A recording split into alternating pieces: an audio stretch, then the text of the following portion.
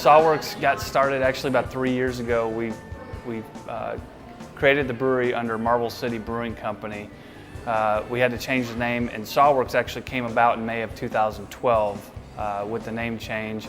And the name came from the building that we're producing the beer in was Wallace Sawworks, and they were a saw sharpening and refinishing companies for about 50 years. One of the biggest challenges, because this was all new to myself and the other co-founder, were some of the legal limitations and the compliance requirements to get involved in the brewing industry, especially in the state of Tennessee. So there was a lot of research, a lot of homework that had to be done, a lot of learning. And then for me specifically, running the day-to-day operations, getting to learn and figure out the beer industry in general, the people who are involved, how to work with distributors, end users, the retail outlets. So really just getting a feel for how it all fits together. The partnership with Century Harvest Farms has been wonderful for us. We were introduced to Chris Berger, the proprietor, the farmer at Century Harvest, about 1.5 years ago. And since then, he's taught myself and everybody else here at Sawworks a lot about how a farm and a brewery can work together and practice sustainable concepts. Ultimately, we want to have our product be a full cycle product from grain to glass.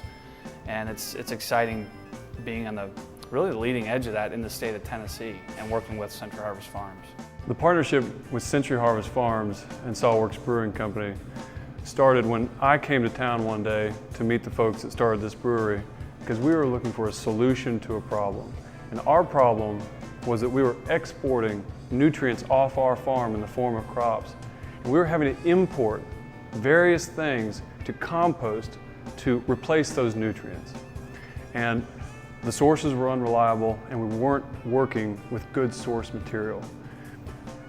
We were committed to finding a local source of byproduct from small business so that we could have a consistent source of high quality materials to work with. So how do a farm and a brewing company work together? Producer and processor. Their byproduct, their spent grain, literally comes right out of their mash tun onto our truck and comes down to feed our animals at our farm. And their manure gets processed into compost, that is the raw material for any organic agricultural enterprise. So grain to glass is like farm to table. Right now, Sawworks Brewing Company buys grain from Belgium. We want that grain to be coming from Greenback, Tennessee. So right now, we have a linear flow of materials. They're mined, they're manufactured, they're consumed, and they end up in a landfill. What we need are circular flows of materials. Sawworks Brewing Company and Century Harvest Farms are partnering to create a full cycle flow of materials, to create a group of products that all of East Tennessee can enjoy, but also to create a business methodology that is ecologically and economically sustainable. Before master brewer, I was an apprentice, and I did it as an assistant and moved into an assistant brewing position. I did that for a local company for about 9+ years to learn the craft and prepare myself for this job. To become a master brewer, there's no specific degree or anything you have to have, but it does take experience and knowledge, of all the ingredients, equipment, and beer itself. Here recently, we purchased a new pilot system, and that has led to our Rough Cut series. The Rough Cut series is a clever name for our experiments with new styles and new ingredients. It allows us to try new things out without having to put it on the big system that would be 50 kegs. It allows us to make a smaller batch to really try out some new things, try out some new techniques, or just make something fun that we, don't think you'd sell a whole lot of, just something fun that we get to use for people to try and give us some feedback and see maybe if it gets good response to move it up to the big system and then therefore make a large amount for all of Knoxville to enjoy. We have 2 flagships right now. We have a pale ale and we have a brown ale. Our brown ale is by far the most popular beer that we make.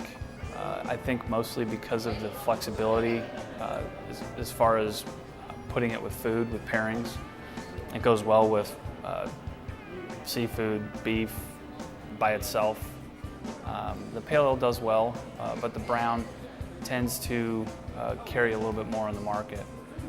And then hopefully next year in the spring we'll add a permanent IPA, so we'll have 3 flagship beers. We limit ourselves to the number of flagships for a couple of reasons. One is we can spend a lot of time, energy, and resources on pushing 2 brands, 3 brands, rather than having 6 or 7. It allows us to streamline. Every time you have a beer, you have marketing material, you have all these costs associated to it, all these resources tied up.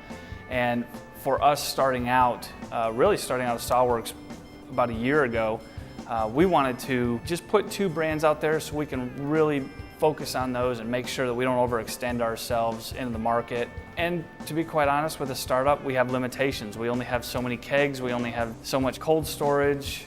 So we did it to really limit our exposure, so to speak, and make sure that we can service the brands that are out there. As the brewmaster here, I'd like to see in the future us really take care of Knoxville and give them something to be proud of in a local product.